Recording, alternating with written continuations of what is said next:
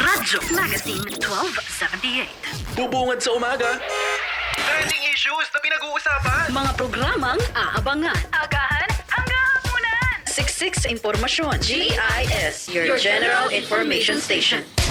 Radyo Magazine 1278 AM. Radyo Pilipinas. Radyo Publiko. Radyo Pilipinas. Aksyon agad kay Comgen.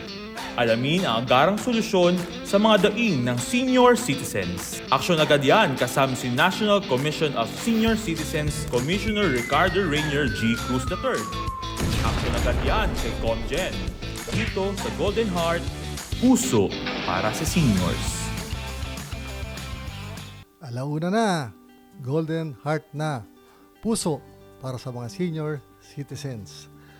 Sa mga ka-Golden Heart natin na nakasubaybay ngayong hapon, pakipusuan naman ang ating live streaming dito sa Radyo Magazine 1278 AM. Ito ang programang May Puso para sa Seniors, hatid ng National Commission of Senior Citizens. Ako nga po ang inyong lingkod, Commissioner Rainier Cruz III, sa ngalan ng aming chairperson, Dr. Mary Jean Loreche.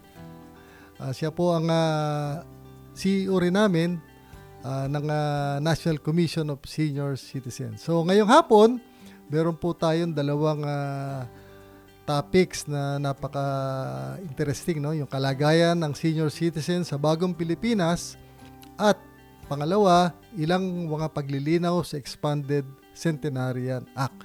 So, salamat po Director General Fernando Amparo Sanga ng Presidential Broadcast Service at si Ma'am Marinela Texon, Station Manager ng Radyo Magazine.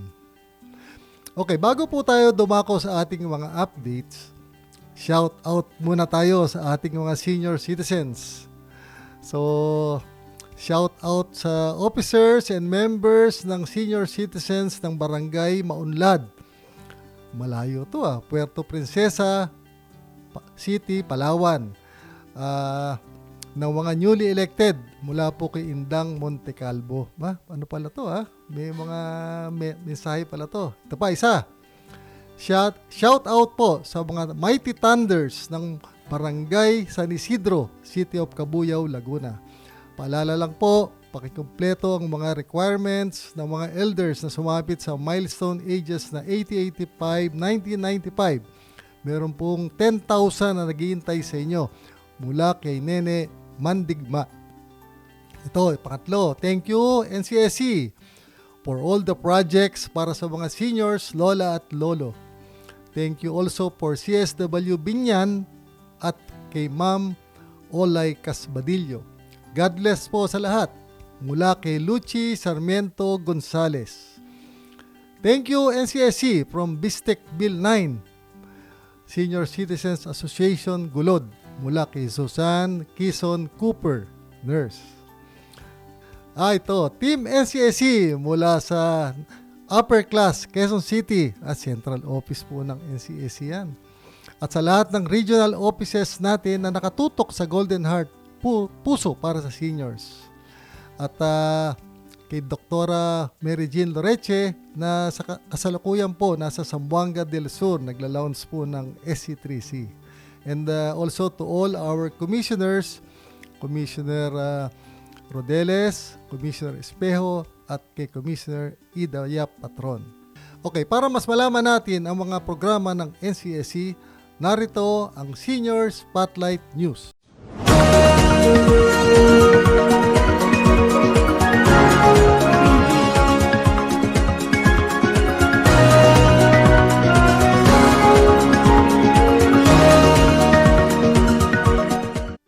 Okay, meron po tayong Senior Citizens Community Care Center ngayon, nandilunsad sa Zamboanga City. Ngayong araw po, dito po sa Municipality of Tabina, Zamboanga del Sur, naglunsad po ang ating chairperson, si Dr. Loreche, ng isang bagong SC3C na naman sa munisipyo ng Tabina. So sabi nga natin, ano nga ba itong konsepto ng SC3C? Baka gusto nyo pong malaman ng background. So ito po, ang SC3C ay isa pong one-stop shop para sa suporta, serbisyo, at kasiyahan ng ating mga nakatatanda. Ito po ay isang pag-asa at pakikilahok sa mga programang panlipunan. Sentro po ito ng may kumpletong serbisyo para sa pangailangan ng mga senior citizens. So, patuloy po ang NCSC sa pakikipag-ugnayan sa mga LGUs at sa iba pang mga stakeholders upang makapagpatayo pa ng maraming SC3C sa bansa. Ito ay isa sa mga pangunahing initiatives ng NC3C sa pagpapalawak ng serbisyo at kalinga sa ating mahal na senior citizens. So marami pa po tayong bubuksan na SC3C ngayong taon, kaya naman maghintay lamang ng aming anunsyo. Okay, other updates. Meron po tayong tinatawag na Intensified Livelihood Initiatives. So, magbibigay po tayo ng mga updates, no? Meron pong isang roundtable discussion ang sinagawa ng National Commission of Senior Citizens nitong June 20, 2025.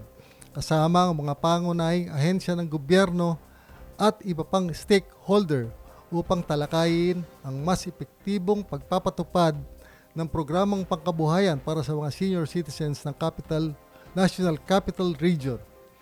Dumalo sa pulong ang mga kinatawan mula sa Department of Trade and Industry, Department of Tourism, Public Employment Service Office, at Office of Senior Citizens Affairs ng Manila. Sa nasabing pagpupulong, nag-present po ang aming NCSC Chairperson, Dr. Loreche, ang tinatawag na Convergence Initiative Framework. Anya, malaga ang sama-samang pagkilos ng mga ahensya upang matulungan ang mga nakakatanda sa pamamagitan ng pagbibigay ng opportunity sa negosyo, pagsasanay sa kasanayan, at pag-access sa merkado. Yan, yung mga livelihood, no? Ibinahagi naman ng mga dumalong ahensya ang kani-kanilang mga programa at pulisiya na tumutugon sa pangangailangan ng ating mga senior citizens pagdating sa hanap buhay at ekonomiyang partisipasyon. Napag-usapan din sa pulong ang mga posibleng suporta upang maging mas matatag at pangmatagalan ang ating mga livelihood initiatives. Isa sa mga iminungkahi ay ang pag-oorganisa ng Senior Citizens Livelihood Fair kung saan may papakita at may pagbibili ang mga produkto at serbisyo ng mga senior entrepreneurs. May mga negosyo na para mga lolo't lola natin. Inanunsyo rin ng NCSC ang kanilang plano na magsagawa ng sunod-sunod na follow-up meetings kasama ang iba pang stakeholders upang mas mapino pa ang mga patakaran ng programa at matiyak ang tagumpay nito sa mahabang panahon. Okay, alam niyo na yan, meron tayong NCR livelihood na ngayon. Ito, regional updates naman. Meron pong balita galing sa Region 7, Region 8 at saka Region 11. Meron din po yung ibang region pero tatlo lang muna ngayon. Dumako po tayo sa Region 7. Nagsagawa ng courtesy call ang NCSC Region 7 kay Cebu City Mayor Nestor Archibal upang ipakilala ang mga programa para sa mga senior citizens tulad ng Expanded Centenarian Cash Distribution at ang planong Senior Citizens Community Care Center sa Cebu City. Buong suporta naman ang pinahayag ni Mayor Archibal na layuning gawing mas maayos, ligtas at marespeto ang pamumuhay ng nakakatanda sa lungsod. Kaya abangan po natin yan sa ating mga senior citizens sa Cebu. Dumako naman po tayo sa Region 8. Formal na ipinagtibay ng NCSC Region 8 sa pangunguna ni Commissioner Enriqueta Rodeles at ng Commission on Population and Development Region 8 sa pamumuno ni Director Elnora Pulma ang kanilang pagtutulungan sa pamagitan ng pagdagda ng isang Memorandum of Agreement or Understanding MOU noong June 16, 2025 sa Tacloban City. Layunin ng usapin ng kasunduan na isulong ang Philippine Population and Development Plan of Action 2023 to 2028 na nakatuon sa pagpapabuti ng kalagayan ng mga senior citizens sa Eastern Visayas. Kabilang sa mga napagkasunduang aksyon ay ang pagsasagawa ng mga regional consultative workshop ukol sa healthy aging, pagpapaigting ng region-specific program of action for senior citizens at mas epektibong paghahatid ng serbisyo mula sa iba't ibang ahensya. Yun. Pero ito naman sa Region 11, senior leaders ng Region 11, Bida sa Kabuhayan. Gandang title yan. Isang matagumpay na 2 araw na capacity building ang isinagawa noong June 17 to 18, 2025 sa Davao City. Ito ay pinangunahan ng Department of Labor and Employment Region 11 at National Commission of Senior Citizens Region 11. Dumalo ang 45 senior citizens at iba pang local na stakeholders upang matuto tungkol sa mga programang pangkabuhayan, paggawa ng project proposal, marketing strategies at financial management sa ilalim ng DOLE Integrated Livelihood Program. Ayon kay DOLE Region 12 Director Attorney Randolph Pensoy, sisiguraduhin naming walang may iwan. Magandang yan. Dagdag pa ni NCAC Commissioner Dr. Idaya Patron, ang senior citizens ay hindi tumatanda. Sila ay nagiging classic. Iba na yung ganda talaga yan. Okay, binabati po natin ang mga resource persons, facilitators, ang lahat ng mga lumahok na talagang nagpapatunay na hindi hadlang ang edad sa pag-aaral, pamumuno at paggawa ng pagbabago sa komunidad. Patuloy ang NCSC sa mga inisyatibo upang maabot pa ng mga senior citizens sa buong bansa. Kaya naman narito ang aming mga institutional updates. Okay, sa aming human resource, ito pang update namin. May pagmamalaki po namin na filled up na po ang NCSC by 74%. So, konti na lang. 100% na kami. So, all 16 regions are already operational. Kung may mga tanong, maaaring pumunta, tumawag o mag-email sa NCSC offices. Makikita sa inyong mga screens ang office address at contact information. Okay, bisitahin ng NCSC website at i-follow at like ang NCSC official Facebook page. Ito ay para iwas fake news. Mga totoong balita, dyan nyo makikita. Meron din kami sa TikTok, TikTok at NCSC Philippines at ang aming official YouTube account. Ngayon naman, tutukan natin ang mga sumbong ng ating mga senior citizens dito sa ating aksyon at solusyon kay ComGen.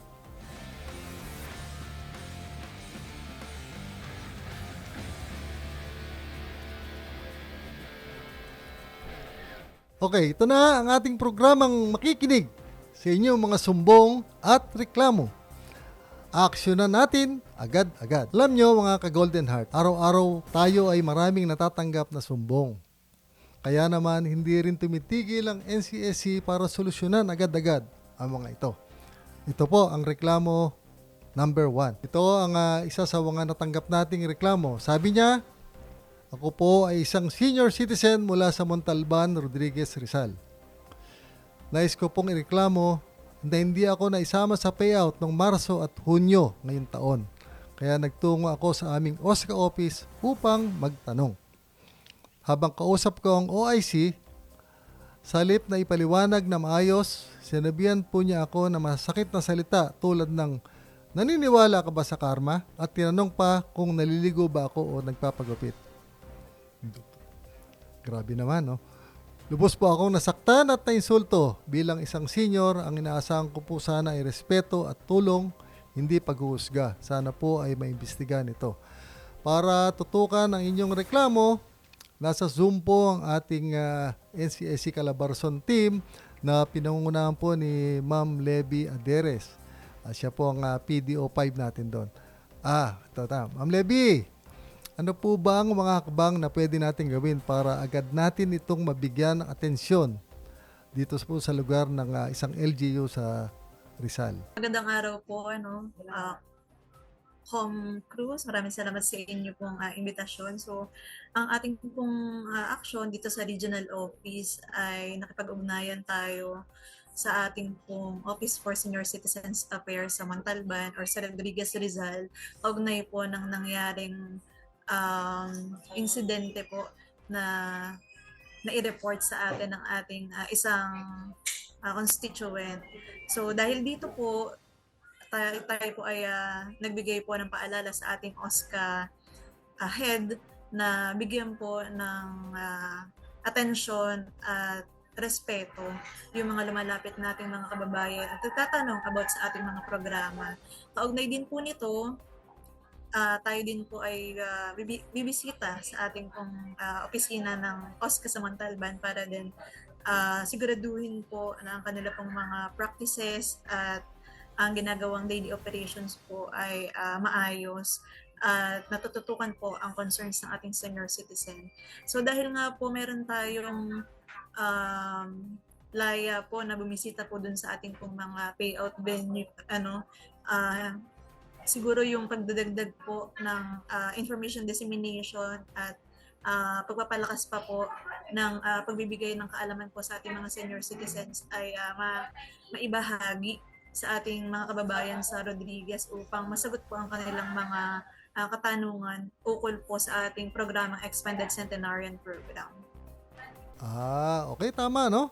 I think yung mga ganyang bigyan dapat natin ng aksyon kagad yung mga ating mga senior citizens. Okay, maliban po sa pag-coordinate upang malaman ang estado ng inyong cash gift, siguro po yung ating team doon, siguro dapat dagdagan pa rin ng information drive sa ating mga OSCA, sa ating mga municipal social welfare coordinators, tsaka city, para mabigyan po ng kaalaman ano po talaga yung dapat malaman ng ating mga senior citizens. So, kasi alam ko po yung nangyari doon medyo delayed talaga yung pera natin dyan.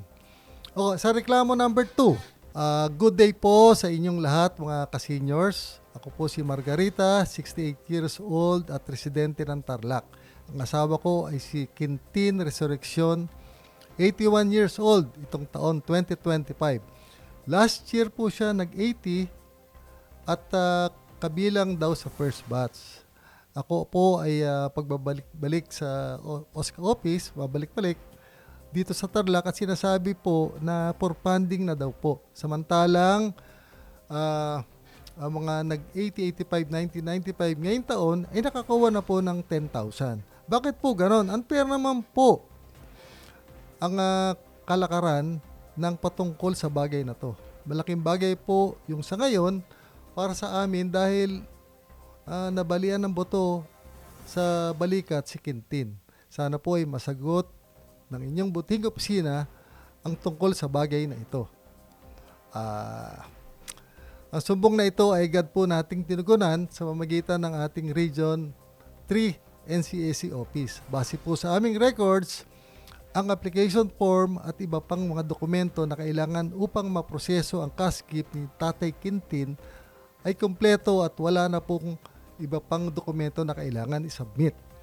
Malugod po naming ipinapaalam sa inyo na dahil napagbigyan ng request for fund augmentation ng NCSC para sa calendar year 2024, ang makakasama na po si Tatay Quintin sa listahan dahil prioridad po namin ang mga nag-celebrate magsimula po ng March 17 hanggang June 30, 2024. So, Mang Quintin, umasa po kayo na kasama po kayo sa payout starting itong first week or second week ng July.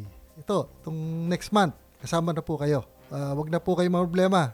Nakita na po namin yung ano nyo. So, shoutout din po kay NCSC Region 3 PDO3 Banji Medina. Asahan po namin ang inyong tuloy-tuloy na pakikipag-ugnayan kay Ma'am Margarita at Lolo Quintin. At yan po ang mga reklamo na tinututukan natin ngayong hapon. Isumbong sa aksyon agad sa ating mga senior citizens. Kung kayo ay may sumbong na reklamo, ipadala lamang ito sa aming official email na NCSC na makikita sa contact@ncsc.gov.ph. Hashtag action agad kay Comgen na makikita sa inyong screen. Radyo Magazine 1278. Radyo Pilipinas. Anak, pakikuha mo nga yung hanger sa kabilang Anak, teka, parang nahihilo ata ako Wala, ma. Lumilindol po yata. Nako, huwag kang magpanik, anak. Naalala mo ba yung sinabi ng teacher mo kapag lumilindol? Mag-drop, cover, and hold. Tara, anak. Dito tayo sa ilalim ng lamesa at safe dito. Nay, yung pintana. Iwasan mo din, anak, yung mga salamin o bintana kasi pwede kang mabagsakan yan. Opo, ma. Oh, grabe. Kinabahan ako to na. Huwag kang pangungunahan ng nerbiyos, anak, at lalong hindi ka makakaisip ng tama niyan. O tapos na yung lindol, kailangan na tayong lumabas agad-agad ng bahay. Sige, ma. Tara po. Naku anak, teka, kunin mo na muna yung emergency go bag mo para handa na tayo sakaling kailangan natin mag-evacuate. Got it, ma. Thank you po sa reminders. Ano lang ang gagawin ko kung wala ka? Asus, ang anak ko talaga. Sa panahon ng sakuna at emergency, manatiling kalmado at laging alerto. Radyo Magazine 1278. Radyo Pilipinas. Aksyon agad kay Comgen. Alamin ang agarang solusyon sa mga daing ng senior citizens. Aksyon agad yan kasama si National Commission of Senior Citizens Commissioner Ricardo Rainier G. Cruz III. Aksyon agad yan kay Comgen. Dito sa Golden Heart, puso para sa seniors. Nagbabalik po ang Golden Heart, puso para sa seniors. Ito po, meron po kaming mga ilan pa sa mga updates sa mga programa ng National Commission of Senior Citizens.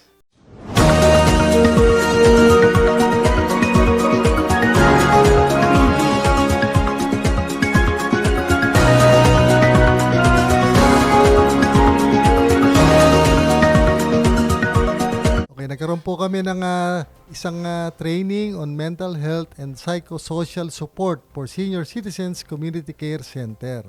So ito po ay nag-attend po ang 31 na personnel galing sa NCSC Central Office at nagkaroon ng training patungkol sa mental health awareness. Layunin ng training na ito na mabalangkas na mga programa na mas kakalinga pa sa mga pinagdaraanan na nakakatanda at mabigyan ng tamang aksyon ayon sa mga alalahanin o takot sa kalimitang nilang nararanasan. So, marami pong natutunan at ibababa po namin to sa mga regional offices. So, update po sa expanded centenarian na CASGIP. Sa 2025, as of June 23, 2025, June, meron po kaming 41,347 beneficiaries na napagsilbihan with a total amount disbursed at in the amount of 440,650,000. Ang breakdown po, yan, ang 80 years old, 21,123, 85, 13,221, ang 90, 5,190. Pakonti ng pakonti, no? Ang 95, 1,511. At ang umabot ng 100 years old, 302 na lang. So, ano pala, no? So, gusto ko pong ibalita, no, na ngayong distribution po namin this coming July 7 to July 25. Meron po tayong scheduled payout yan, no? kasama na po ang mga beneficiaries ng March 17, 2024. Last year po yan. Hanggang June 30, 2025. So, yung mga naghihintay po kayo ng beneficiary nyo, kasama na po kayo ngayon sa payout namin ngayong July. So, maganda po kayo. Ayusin nyo po yung mga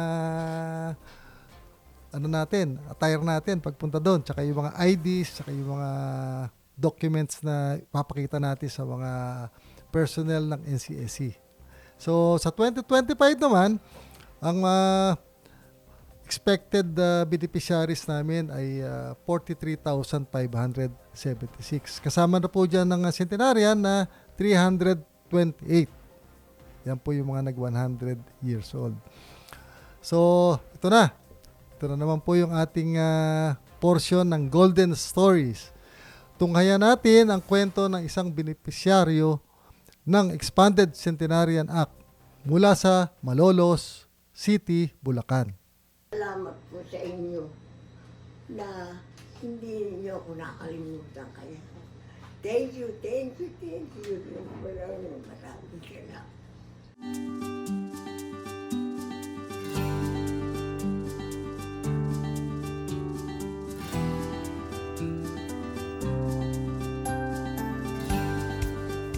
Ako po si Lolita Pahardo Arellano. Ang edad ko po, 100 na po ata. 100. Nung po ako dalaga, hanggang sa magkasawa, naglalabada. Malauna, natuto akong magtinda, tinuruan ako ng anak ko.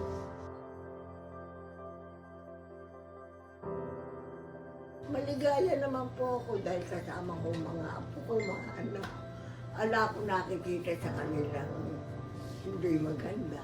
Yun ang nagpapalakas sa akin. Wala akong nakita sa kanila na ikasasama ng loob ko. Kaya mahal ko rin sila. Dahil minamahal nila. Mamamatay ako ng masaya. Dahil hanggang sa huling sandali ng buhay, nakita ko mga apo ko, mga anak ko, mahal ako. Yun lang naman ang hinihiling. Salamat po sa inyo na hindi niyo ako nakalimutan. Thank you. Maraming salamat.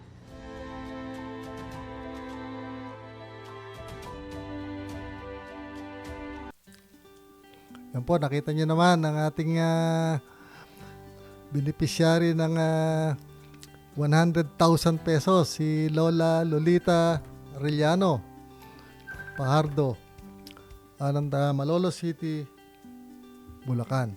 Ngayon po ay bibigyan natin ng linaw ang ilan sa mga katanungan kaugnay pa rin sa implementasyon ng Expanded Centenarian Act.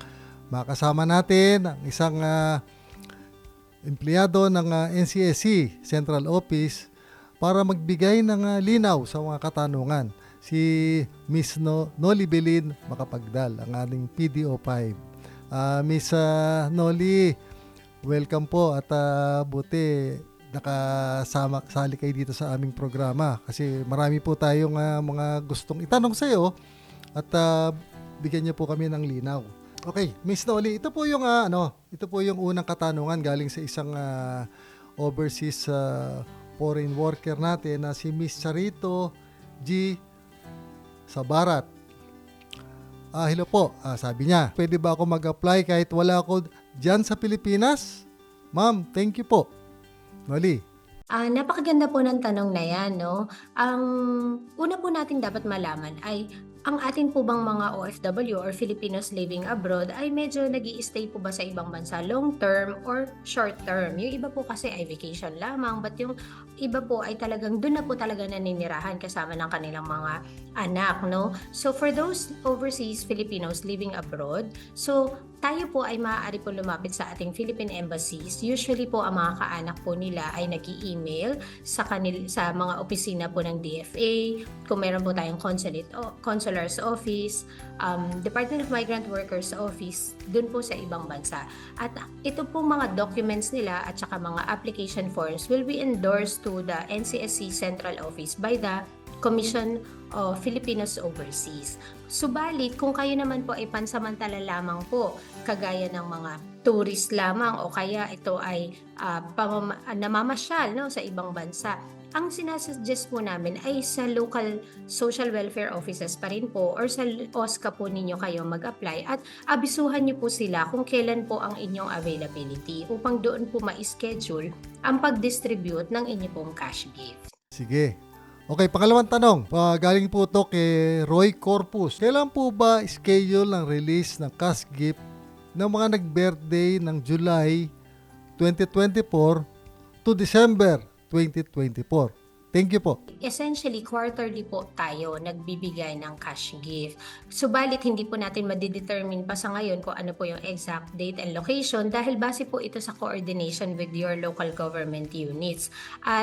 Pero for the time being, ang ating pong kinikater o pinaprocess sa ngayon ay yun pong simula March hanggang June. At kayo po ay makaka-expect na makareceive ng inyong cash gift by the month na July po. Halimbawa, kayo naman ay magbe-birthday ng July to July, August, September, ito po ay mapoproseso at maaari na po kayong makatanggap anytime after October po or within October. So, ganun po yung ating timeline sa ngayon. Dahil marami po ang local government units at lahat po yan ay nasa-serve po natin at ini-schedule po natin base rin po sa availability ng ating mga partner LGUs at mga documents po ninyo na naisubmit sa kanila dahil ito po ay nire-review pa at binavalidate din po. Okay, yan. Malinaw Marirelease din pala kagad yan kasi priority natin na ngayon yung last year para siguradong wala na silang mga iniintay pa. Unahin na natin sila. Okay, case number 3. Dito po ay isang may medical concern, bedridden po.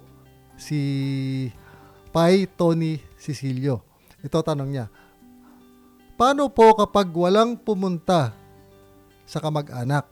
Di po ba dapat na magkusa din yung mga opisyal na paabutin sa nangangailangan kahit di nila alam o wala kang kamag-anak na lumapit mismong gobyerno? So, tinatanong mo, kung walang kamag-anak na mag-represent sa'yo, dapat ba puntahan ka ng taga-NCAC sa bahay mo, yung taong gobyerno? Noli, okay. May mga pagkakataon po talaga na nag-door-to-door delivery na po talaga tayo, no? Lalo na po sa ating mga centenarians at saka po yung unable to walk, bedridden, ganyan. Subalit, yung iba pong may mga relatives at available pa po ang kanilang mga anak o kaya ang asawa, sila po ay hinihingan lang natin ng authorization at barangay certification na si grantee po ay either bedridden or may medical condition. Subalit may mga pagkakataon po na lalo na po kung ito naman ay malapit lamang dun po sa ating mga payout venues, no? May mga pagkakataon po talaga na tayo ay nagbabahay-bahay. Yan po. Pero katuwang po natin dyan ang mga barangay barangay presidents, no, ng mga senior citizens and then ang OSCA. Yon. So pwede po, may mga pagkakataon po talaga na tayo po ay nagpupunta mismo upang personal po na ihatid yung kanilang cash gift kung wala po talagang available na kamag-anak. Oh, yun pala Pwede pala. Oh, yan. Case 4. Paano yung mga senior citizens na may doble-dobling ID issued by the OSCA? Ibig sabihin yung ID, doble-doble, iba-ibang lugar. Kunyari, meron sa Laguna, meron ka sa Manila, meron ka sa Davao. Paano yung gagawin natin sa mga ganon? Alam niyo po, Comjen, ito po ay isa sa mga katotohanan talaga.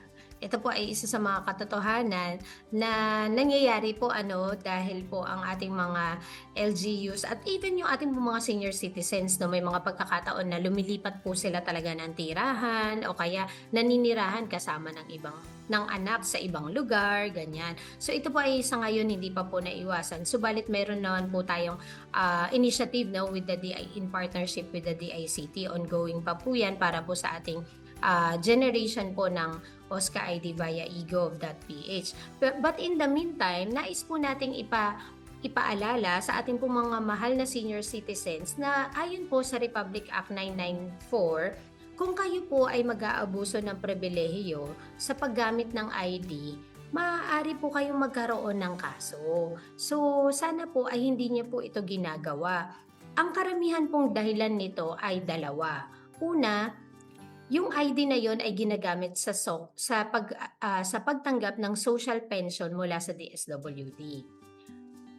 Pangalawa, yung iba po ay hindi naman po talaga sinasadya, no? Hindi po sinasadya na nagkaroon sila ng dalawa kasi po ang validity po nito ay hindi naman po yearly nire-renew. So, minsan po talagang sila ay nagstay talaga sa kabilang lugar, sa isang LGU at lumipat talaga na nirahan naman. So, legitimate naman yan. It's just that kami po, ina-encourage po namin na i-surrender niyo po yung luma at kung ano po yung ginagamit ninyo ay sana yun na po at doon po ang mismong gamitin ninyo.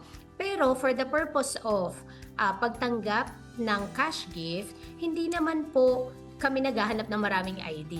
Isang OSCA ID lamang po ang isinusumite para sa inyong aplikasyon. At yung ID na yon dapat ay consistent po sa inyong dokumento sa pag-a-apply. Kagaya ng national ID at yung inyo pong birth date sa inyong PSA birth certificate.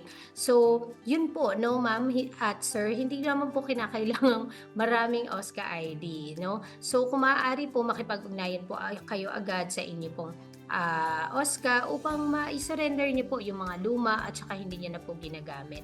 Ngunit kung yun po ang gagamitin niyo for ECA, isa lang po na OSCA ID ay sapat na. Ang mahalaga, ito po ay consistent, parehas sa inyo pong national ID, sa PSA ID at sa iba pa po ninyong dokumento at application form. Ayun, so ingat po tayo ha, kailangan isa lang ID natin. O case number 5. Ano po ba ang role ng OSCA sa implementasyon ng Expanded Centenarians Act? Paiba-iba kasi ang mga sinasabi ng bawat OSCA, depende sa LGU. Ito po galing kay Albi from Zambales. Pero Noli, paano ba yung ano natin dyan sa central office? Okay, maraming salamat po dito sa tanong na to, no. Sa totoo lang po, napakalaki po ng role ng LGU OSCA at ng Local Social Welfare and Development Office sa implementation po ng Expanded Centenarian Act.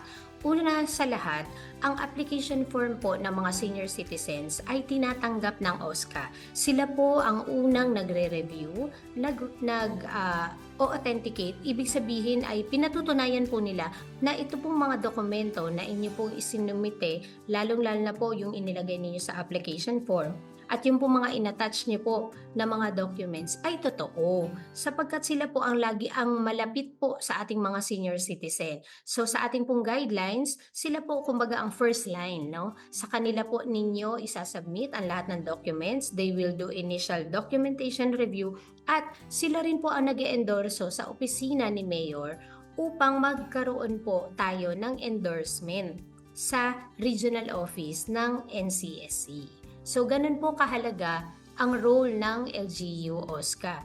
Alam niyo po, sa experience po natin, ang mga LGU OSCA, ang mga pinakamay pasensya sa pagpapaliwanag ng proseso, ng mga requirements, at kung kailan po ito dapat ma-submit sa kanilang opisina. Kaya nais po nating pasalamatan ang lahat ng bumubuo ng mga OSCA sa buong Pilipinas. Hindi lamang po yung head, kung hindi po yung pong kanilang mga staff, no? At sila po yung matsyatsagang nagbabahay-bahay, nagpupunta sa mga barangay, nagbibigay ng application forms, nagche-check kung kumpleto ba at tama ba yung mga nakasulat, yung po bang picture ay tama ang size, yun po bang mga documents ay naaayon po sa ating guidelines. At kung meron pong kakulangan, sila rin po yung mga call a friend, no? Sila rin po yung mga tumatawag sa mga kamag-anak o loved ones ng ating mga senior citizens upang kumpletuhin po yung mga dokumento na yan. Kaya po, mula po sa NCSC, kami po ay nagpapasalamat sa contribution po ng ating po mga LGU partners, lalong-lalo na po yung mga nasa OSCA at yung pong LGU Social Welfare and Development Offices. Okay. Ito naman galing kay Jose Zabe. Mainam na unahin muna ninyong maisaayos ang mga samahan ng mga senior sa mga barangay. Marami sa kanila ang di sumusunod sa saligang batas at kadalasan ay wala ring takdang termino ang mga opisyal. Ang sinasabi niya ba dito, opisyal ng mga Senior Citizens Association? Okay. Noli. Ang mga samahan po ng nakatatanda ay kinoconsider po nating private organization. Ngunit, ang local government units po at ang NCSC ay meron din pong mandato na i-regulate ang mga samahan na ito. Sa katunayan, ang NCSC ay may tinatawag na procedure for registration, recognition, and accreditation of senior citizens organization or groups.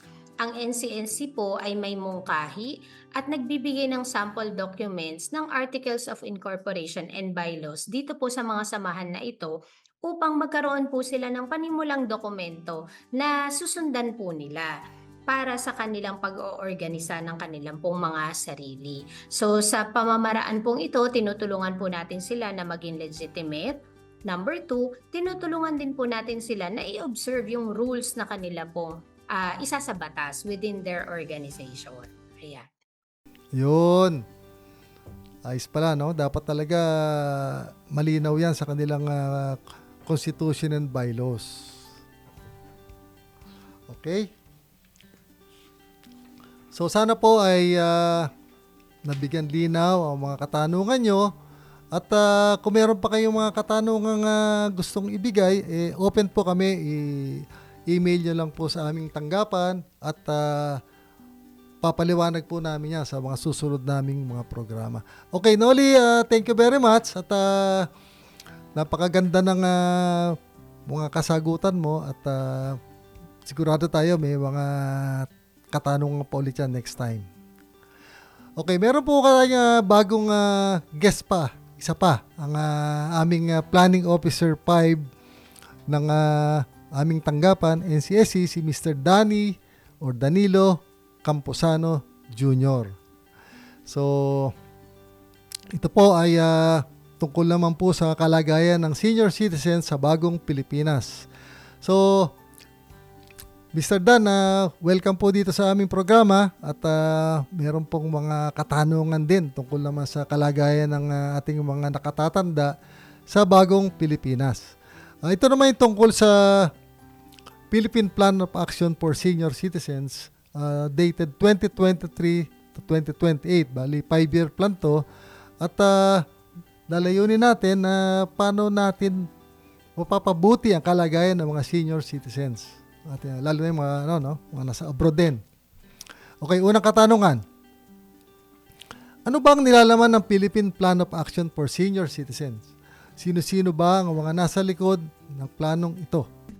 Comjen, una po ang Philippine Plan of Action for Senior Citizens ay isang blueprint o plano para sa nakatatanda na kung saan ito po ay naglalaman ng mga komprehensibong strategiya ng bawat isa, hindi lamang ng National Commission of Senior Citizens, kundi maging ang iba't ibang sangay po ng ating gobyerno. Kasama po yung civil society organizations, senior citizens or associations, kasama po yung local government units natin at ang mga development partners at iba pang stakeholders para sa layunin na maging masaya, malusog at yung tinatawag natin na empowered yung mga senior citizens para maging produktibo po ang ating mga seniors habang namumuhay po sila sa isang ligtas, napapaligiran po at napoproteksyonan din po sila ng kanilang mga karapatan. So yun.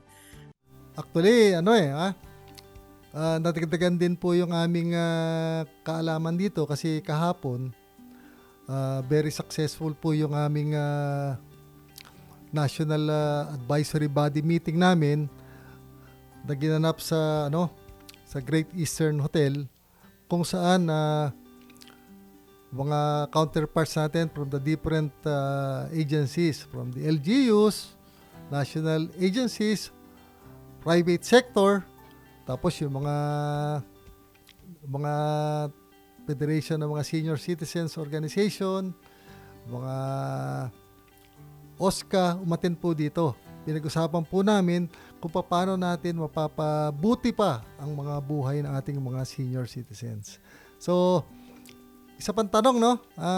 Dan, ano ba ang mga naging initiative ng NCSC ayon sa Philippine Plan of Action for Senior Citizens?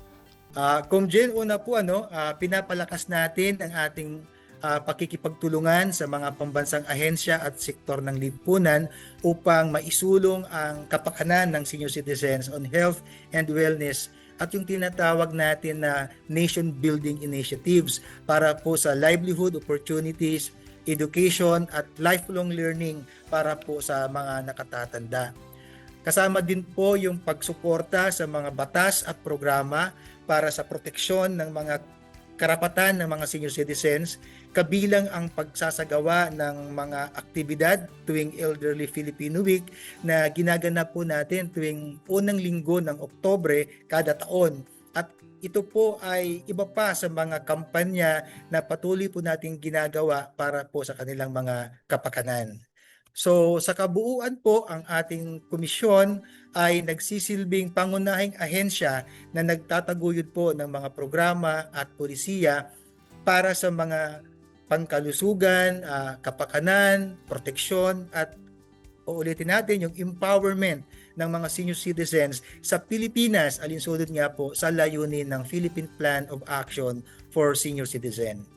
At siguro magandang isama po natin na tayo po ay nagpapalakas ng database ng mga senior citizens sa pamamagitan po ng ating online registration at media presence na para po maramdaman nila at nakakarating sa kanila yung ating mga programa at kasama po ng ating mga kasamahang ibang ahensya na patuloy pong tumutulong na sundan ang ating programa na itaguyod ang kapakanan ng mga senior citizens.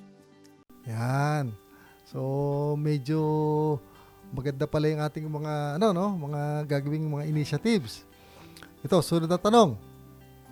Ano na ba ang status ng implementation ng Philippine Plan of Action for Senior Citizens? Ang ating Philippine Plan of Action for Senior Citizens, Comgen, ay meron pong 4 na key result areas. Una po, yung strengthening leadership, coordination, and partnership. Dito po naniniwala tayo na ang NCSC ay hindi kayang gawin na mag-isa lang ang lahat ng mga plano kung walang katuwang at tulong ng lahat. So naniniwala tayo na ang pinapalakas nito ay ang coordination, partnership at linkages sa lahat para po sabay-sabay tayong kumbaga aangat at tutugon sa mga pangangailangan ng senior citizens batay po sa kanilang karapatan, sa benepisyo at mga pribilehiyo po. So pangalawa pong key result area ay ang facilitating the role and contribution of the senior citizens to development. So ano naman po ito, Comgen? Dito po gusto nating bigyan ng pagkakataon ang senior citizens to volunteer their time and expertise for their community. At higit po sa lahat, yung increasing the income earning ability by facilitating po yung employment, re-employment, yung livelihood opportunities natin. Kaya nga po may programa ang NCSC na kung tawagin ay SICADNA or Senior Citizens Action for Development and Nation Building.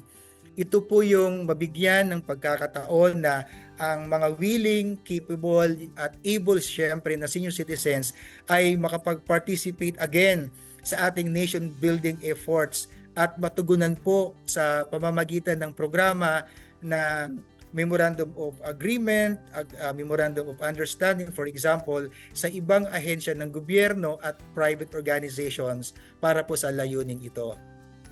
At ang ating pangatlong key result area ay ang tinatawag natin na advancing health and well-being into old age.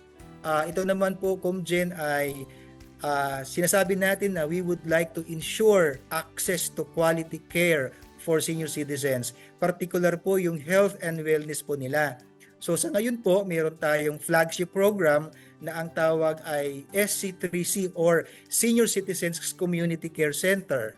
At bangabat hindi po ito napasama sa Plan of Action, ito po ay kasama ngayon sa mga hakbang natin na maipasok sa plano sapagkat ito po ay malaking papel ang gagampanan niya sa pag-promote po ng preventive care at yung tinatawag natin na enhancing access to quality healthcare services tailored po sa mga pangangailangan ng ating older persons. So yung ating pong pang-apat na KRA, ang tawag po natin dyan ay ensuring, enabling, and supportive age-friendly environments. So ang planong ito ay sumusunod po sa layunin na mapabuti po ang kalidad ng buhay ng lahat po ng mga nakatatanda. So yun. Comjen, doon po sa katanungan kung ano na po ang estado ng implementasyon ng ating Philippine Plan of Action, ito po ay nailunsad noong Oktubre 2, 2023 at ito po ay tinanggap naman po ng positibo ng ating mga ahensya ng gobyerno tulad po ng Department of Social Welfare and Development at ng Commission on Human Rights at maging po yung development partner natin na tulad ng World Health Organization na nagbigay ng suporta at pagkilala sa kagalingan or kahalagahan ng plano para sa kapakanan ng mga nakatatanda. So sa kasalukuyan po, tayo ay nagkakaroon ng tinatawag na midterm assessment para po masiguro na ang mga programa tulad ng Expanded Centenarians Act, ang ating SC3C at iba pang mga developments ay mapasama po sa ating plan of actions para po sa kanila. Yan. Medyo malayo-layo na rin pala yung ating nararating, no? Okay, sa isang simpleng senior citizen, paano ba nakakatulong ang planong ito sa pagpapaunlad ng kanyang kalagayan? Sa isang simpleng senior citizen, dapat po maramdaman at malaman po nila na ang layunin ng plano ay para masiguro na kasama po sila sa pinapahalagahan ng gobyerno, recognizing their contribution to nation building for ika nga. So yung mantra natin na no one should be left behind, ang Philippine Plan of Action for Senior Citizen ay nagsisiguro po ng ganoong adhikain. Okay, susunod na tanong. Ano ang ways forward natin para sa Philippine Plan of Action? Okay, Comjen, ano po ang ating mga ways forward? Dapat po mas malawak na diseminasyon o pagpapakalat ng impormasyon tungkol po dito sa ating Plan of Action for Senior Citizen upang mas maparami pa po ang mga nakakaalam tulad po ng mga nasa local government units at mga sektor ng lipunan at maging familiar po sila sa aktibong pakikilahok sa mga programang ito. At kasama din po, Comjen, yung pagpapalakas ng koordinasyon sa pagitan po ng mga pambansang ahensya, lokal na pamahalaan, NGOs at pribadong sektor po upang matiyak ang mga mas malawak na at kumbaga systematic po yung ating implementasyon ng mga programa para sa kanila. At syempre lalong-lalo na yung mga may kinalaman po sa larangan ng pangkalusugan, pabahay, transportasyon at yung ating social inclusion na sinasabi. At sa huli po, patuloy pa rin po ang ating monitoring at evaluation syempre ng implementasyon ng Philippine Plan of Action upang masubaybayan ang kumbaga yung progreso niya at matukoy po ang mga hamon at makagawa ng mga angkop na adjustment sa mga programang ito, Comjen. Yun. So, inaasahan natin na talagang maganda yung plano natin, no? So, thank you, Dan, sa pagbigay din ng palinaw sa ating mga senior citizens at siguro sa mga susunod na buwan o taon at we will continue to siguro improve itong ating plan of action base sa mga development na nangyayari ngayon. Okay, maraming salamat sa ating mga guests, sa viewers. Banggitin ko nga po ulit, maraming salamat kay Noli, Dan, and Levi sa paglaan ng oras para maibahagi ang mga magandang serbisyo para sa ating mga senior citizens. Of course, maraming salamat din sa mga ka-Golden Heart na tumutok sa ating ngayong hapon. So magkwentuhan at samahan ninyo po kami muli sa Golden Heart Puso para sa Seniors dito lang sa Radyo Magazine. Every Thursday, 1:00 hanggang 2:00 ng hapon. Ako po ang inyong lingkod, Commissioner Rainier Cruz, at ating banggitin ko po ang ating chairperson at CEO, si Dr. Mary Jean Noreche.